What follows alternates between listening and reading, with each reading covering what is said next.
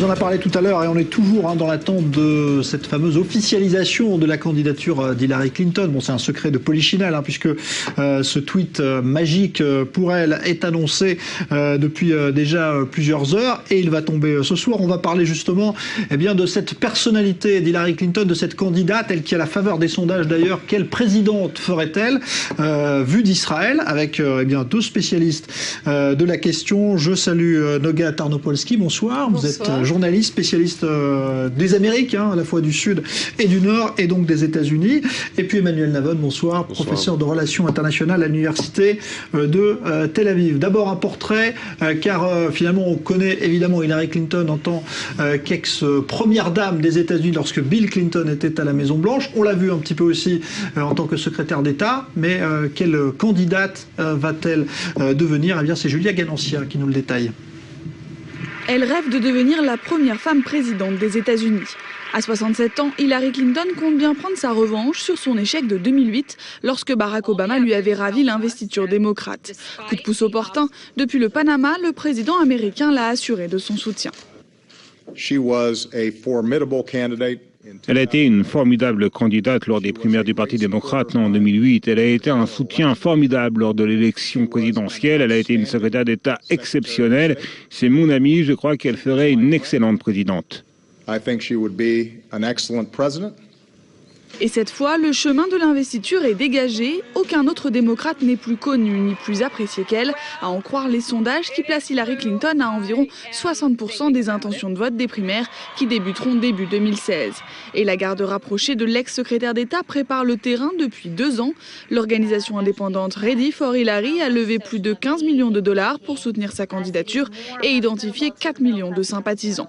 Côté carrière, la vie d'Hillary Clinton est indissociable du pouvoir. Ancienne première dame, sénatrice et chef de la diplomatie, elle a passé sa vie à parcourir le monde et à rencontrer des dizaines de présidents, premiers ministres et rois. Elle a jonglé avec les crises de la Libye à la Russie et aucun autre candidat n'a déjà vécu pendant 8 ans à la Maison-Blanche. Je pense que c'est juste de dire qu'un jour vous voudriez voir une femme présidente des États-Unis d'Amérique. Mais son expérience s'accompagne aussi d'erreurs, d'affaires et de scandales dès les premières années des Clinton au pouvoir. De Monica Lewinsky aux attaques de Benghazi en passant par la récente découverte de la messagerie privée d'Hillary Clinton, les républicains s'en donnent à cœur joie et affirment que les Américains veulent tourner la page et élire un nouveau visage. Est-ce qu'on veut vraiment que notre pays traverse une nouvelle période de scandales et de mensonges avec un nouveau mandat Clinton ? Elle n'apportera pas une nouvelle ère d'opportunités. Hillary Clinton va amener une obscurité permanente et le peuple américain va être forcé de souffrir de ces mensonges. Dans le camp républicain, une douzaine d'hommes et une femme devraient se disputer l'investiture. Les sénateurs Ted Cruz et Rand Paul se sont déjà déclarés officiellement. Un troisième devrait le faire lundi à Miami, le sénateur Marco Rubio d'origine cubaine. Quant à Jeb Bush, en tête des sondages des primaires à ce stade très préliminaire, il continue d'entretenir le mystère. Mais Hillary Clinton apparaît la mieux placée pour remporter la Maison-Blanche. Selon les derniers sondages, elle remporterait l'élection face à n'importe quel candidat républicain. L'élection présidentielle aux États-Unis aura lieu en novembre 2016. Alors avant de parler de sujets plus politiques, d'abord évidemment parce que ce sera sans doute un atout dont elle va user dans cette campagne, le fait d'avoir une femme à la tête des États-Unis, donc à la Maison-Blanche, est-ce que c'est quelque chose pour lequel les États-Unis vous semblent prêts aujourd'hui? Noga, je ne sais pas. Et je crois que c'est une excellente question. On voit qu'en Europe et même en Israël, ça n'a pas été un pas aussi énorme. Aux États-Unis, je ne sais pas, il y a plusieurs obstacles et on devrait voir. En fait, les pubs qui ont marché, disons, qui ont été les plus fortes contre Hillary Clinton en 2008, l'ont accusée d'une faiblesse un tout petit peu, une faiblesse féminine, on peut dire. Il y avait pas mal quand même de sentiments anti-femmes, à mon avis, dans cette campagne. Ouais. Emmanuel Navon. Je pense que finalement, aujourd'hui, les États-Unis sont je dirais presque une des rares démocraties occidentales qui n'a jamais été dirigée par une femme. Il y a eu des femmes premiers ministres en Angleterre, Margaret Thatcher, Mary Robinson, en Irlande, l'actuel Premier ministre du Danemark. Il y a eu également, bien sûr, en Israël avec Golda Meir, en Inde avec Indira Gandhi, même en France avec Edith Cresson, mais qu'en France, le Premier ministre n'est pas à la tête de l'exécutif. Donc je pense que de ce point de vue, les États-Unis sont effectivement un peu en arrière. Mais ce qui frappe, je crois, sur ces candidatures qui s'annoncent, à la fois avec Hillary Clinton chez les démocrates que Jeb Bush chez les républicains, c'est qu'on se dirige vers une espèce de dynastisation de dynastie de la politique américaine. C'est-à-dire que si on a Hillary Clinton en face de Jeb Bush, ce serait finalement une espèce de remake de dynastie. Et il y a là quelque chose d'assez étrange, je crois, dans la démocratie américaine. Alors, évidemment, la question qu'on se pose ici en Israël, parce que Barack Obama n'est pas quelqu'un de très populaire auprès des politiques actuelles en Israël, et auprès des Israéliens, semble-t-il aussi, d'après les sondages. Est-ce que ce sera la même chose qu'Obama, à votre avis, si Hillary Clinton accède à la Maison-Blanche? La même politique?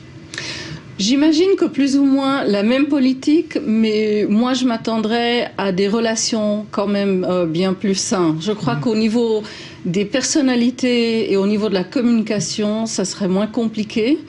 Je crois que Netanyahu et Obama, chacun ont fait des erreurs l'un envers l'autre.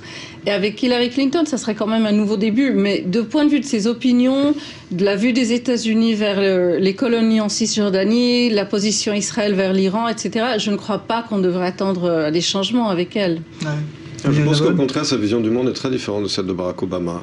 Hillary Clinton, bon, elle est évidemment, ces derniers mois, elle est très critique d'Obama. Est-ce qu'elle le fait pour des raisons politiques ou par conviction? C'est une question qu'on peut se poser. Mais elle s'est montrée très critique sur la politique d'Obama au Proche-Orient, sur son hésitation vis-à-vis de l'Ukraine, vis-à-vis de la Syrie. Elle était pour des frappes militaires en Syrie. Elle s'est montrée critique vis-à-vis de la façon dont Obama a traité Netanyahou ces derniers mois. Elle n'a pas la même vision du monde que Barack Obama. Barack Obama est véritablement venu au pouvoir avec une vision du monde qu'il suffit d'apaiser les ennemis des États-Unis pour les convaincre de changer de comportement. Elle n'est pas dans la même vision du monde, même si effectivement au début de son poste, quand elle était au poste de secrétaire d'État, elle aussi, elle a parlé de reset avec la Russie, et là-dessus, les États-Unis se sont complètement plantés, il faut bien le dire. Mais ceci dit, je pense qu'elle est plus réaliste que Barack Obama.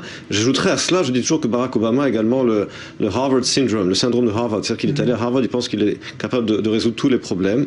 Elle n'a pas ce syndrome. Donc je pense que sa vision du monde est plus réaliste que celle d'Obama, de manière générale. Ouais. Rappelons qu'elle a la faveur des sondages aujourd'hui. Elle est très impliquée dans le Moyen-Orient, parce qu'elle a été secrétaire d'État, et puis parce qu'elle est venue aussi, quand Bill Clinton était à la Maison-Blanche, elle est venue ici. Ça peut avoir une influence ou pas, à votre avis? Ça peut. Elle est très fameusement venue ici quand elle était candidate au Sénat, où elle s'est embrassée publiquement avec Souha Arafat, dans un événement où Arafat avait accusé Israël, je crois, d'inoculer Cisjordanie, les Arabes de Cisjordanie avec le sida, une de ces histoires-là compliquées. Les empoisonner. Bon, l'empoisonnement, oui. Elle a une histoire... Elle a une histoire, je dirais, longue et standard. Moi, justement, je vois en Hillary Clinton envers l'Israël. Je sais pas, je peux pas parler vraiment sur tout le Moyen-Orient parce que je crois que tout est en train de changer tellement que parlant dans 2 ans, c'est rien. Mais envers Israël, elle a plus ou moins la même ligne qu'on connaît de la politique conventionnelle américaine de soutien à l'Israël. Même qu'elle continue de le dire, même aujourd'hui, qu'elle ne soutient pas du tout le projet des colonies en Cisjordanie. Ouais. Donc ça peut être une source d'affrontement avec le gouvernement israélien. Il n'y a rien de nouveau, c'est un exemple qu'on connaît, qui existe depuis le début des années 70 entre les gouvernements israéliens et américains successifs. Ceci dit, en ce qui concerne Hillary Clinton, même si elle n'était pas au pouvoir, elle était première dame, mais elle n'avait pas de fonction officielle pendant la présidence de son mari, elle a quand même été témoin first-hand de l'échec du sommet de Camp David. Elle sait ce qui s'est passé là-bas. Elle était dans l'entourage du président. Elle sait ce qui a été offert par les États-Unis, par Israël, ce qui a été rejeté à l'époque par Arafat. Elle sait ensuite quelle a été la proposition Clinton de son mari en décembre 2000, qu'une nouvelle fois Arafat a rejeté. Et elle sait également, quand elle était secrétaire d'État, pendant le deuxième gouvernement Netanyahou, elle a essayé également de faire reprendre les négociations entre Mahmoud Abbas et Israël. Et elle sait également que Abbas a refusé pendant 4 ans d'avoir de telles négociations. Donc elle n'est pas naïve sur le Proche-Orient. Je pense qu'elle est consciente du fait. Et là, je pense qu'il y a encore une différence avec Obama. C'est-à-dire qu'Obama est arrivé au pouvoir véritablement avec l'idéologie J Street. c'est à Israël de faire des concessions. C'est uniquement sur Israël qu'il faut faire pression. Elle est consciente du fait qu'il faut faire pression également sur les Palestiniens, que les Palestiniens disent non systématiquement depuis les 20 ans d'Oslo. Et je pense que là-dessus, il y a une différence entre elle et Obama. Il y a des aspects de sa personnalité, on l'a vu tout à l'heure dans le portrait, qui posent question aujourd'hui, la dernière affaire de ces mails privés dont elle s'est servie. Ça dénote quand même peut-être quelque chose qui peut inquiéter ou pas pour quelqu'un qui est appelé à d'aussi hautes fonctions? J'imagine que oui. Tout est compliqué toujours chez les Clinton. On l'accuse permanemment d'un manque d'authenticité, de ne pas être détenue même si elle essaye. Et ça peut être très difficile pour une candidate présidentielle. On va voir. Je ne crois pas qu'elle sera pointée par des scandales style son mari quand même. Mais je crois que les deux Clinton ont une façon de gérer leur vie politique qui est compliquée. Je pense que c'est le couple Clinton, ce ne sont pas des gens de conviction. Vous savez, The Economist a fait sa cover story cette semaine en disant « En quoi croyez-vous Hillary Clinton ?» Parce que personne ne le sait exactement. Elle a publié un livre récemment qui est une série de platitudes et de statements politiquement corrects sur tous les sujets. Il n'y a pas de position claire. Il n'y a pas de conviction. Elle a changé également souvent ses positions en fonction des sondages. Lorsque les sondages montraient aux États-Unis qu'une majorité d'Américains étaient contre les mariages homosexuels, elle était contre les mariages homosexuels. Dès que les sondages ont basculé, elle est devenue pour. Il y a un manque d'authenticité politique chez Bill Clinton et chez Hillary Clinton également. C'est vrai que pour Israël, aujourd'hui, on voit bien la préférence de Netanyahou serait clairement pour les républicains, vu les relations qu'il entretient. Est-ce que vous avez l'impression que pour Israël, ce serait une présidente qui serait plutôt favorable à l'État d'Israël ? À mon avis, oui, elle serait une présidente extrêmement favorable à l'État d'Israël. Pas favorable sur le thème des colonies, mais très favorable sur le plateau diplomatique international. Si on prend l'exemple de l'Iran, par exemple, qui va être un dossier qui sera appelé à être suivi après Obama, est-ce que là-dessus, elle peut avoir une orientation différente de celle d'Obama ? Je ne sais pas et on ne sait pas. Pour le moment, il n'y a pas encore un accord avec l'Iran. Elle a annoncé pour le moment son soutien à cet accord interin et on devra voir. Mais de nouveau, j'imagine que c'est une femme qui, étant présidente, ne va pas bousculer énormément les choses. Et puis n'oubliez pas qu'encore une fois, on ne parle pour l'instant que de primaires. Il semble quasiment acquis qu'elle remportera les primaires du Parti démocrate. Elle est donné vainqueur dans les sondages après aussi. Oui, enfin, vous savez, on lui a donné. Exactement. Elle était également donnée vainqueur en 2007. Et elle n'a pas gagné. Bon, alors, vous savez, pour l'instant, ne vendons pas la peau de l'ours avant de l'avoir tué, comme on dit. Il va y avoir des primaires qui semble acquise pour elle, en tout cas pour les démocrates, et ensuite il y aura des élections. Et n'oubliez pas qu'aux États-Unis, il y a toujours un effet de pendelier, c'est-à-dire qu'il y a eu les démocrates à la Maison-Blanche pendant 8 ans, les gens aiment souvent la transition. Donc la présidence ne lui est pas acquise du tout, mais je pense que oui, d'une manière générale, son attitude vis-à-vis d'Israël ne sera pas entachée de cette vision d'Obama, et encore une fois, une vision qui a été très influencée à mon sens par une partie de ses conseillers juifs et par l'aile J Street, qui consistait véritablement à voir en Israël, et en Israël uniquement, l'obstacle à la paix au Proche-Orient. 7 ans, presque 7 ans d'une politique qui a complètement échoué au Proche-Orient, n'a toujours pas, semble-t-il, convaincu Barack Obama qu'il a peut-être fait quelques erreurs. Depuis son discours du Caire, quand on voit la façon dont le Proche-Orient a évolué, la façon dont il avait menacé la Syrie, ensuite, finalement, est descendu de l'arbre, a dit non, finalement, on n'y va pas, etc. Il y a là, et aujourd'hui, cette politique, finalement, d'une alliance tacite avec l'Iran qui rend les gens vraiment très sceptiques sur la politique des États-Unis. Là, encore une fois, là-dessus, je pense que, comme je l'ai dit tout à l'heure, je pense que Hillary Clinton, même si ce n'est pas une femme de conviction, n'a pas cette vision délusionnelle de réalité, surtout au Proche-Orient. Et là-dessus, je pense qu'on ne peut qu'espérer le meilleur. C'est vrai que pour l'instant, on a parlé de beaucoup de candidats chez les Républicains. Pour la primaire, chez les démocrates, c'est vrai que c'est assez... à mon avis, c'est un problème, parce qu'il y a un problème d'affilage. Elle aura pas... Moi, je ne suis pas sûre qu'il y aura une primaire, vraiment, une élection primaire chez les démocrates. Pour le moment, on ne voit aucun candidat qui pourrait même présenter un challenge à Mme Clinton. Et je crois que ça pourrait pas l'aider, non seulement au niveau de la pratique, mais aussi au niveau des sondages, parce qu'on aime, aux États-Unis, on aime voir la bagarre, on aime voir le candidat se former en public. Et je suis d'accord avec vous en très peu de choses, mais oui, au fait qu'on ne connaît pas bien beaucoup des positions de Mme Clinton.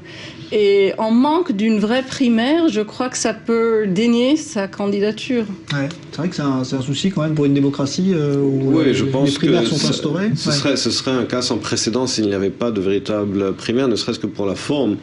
Il faudrait qu'il y ait des primaires.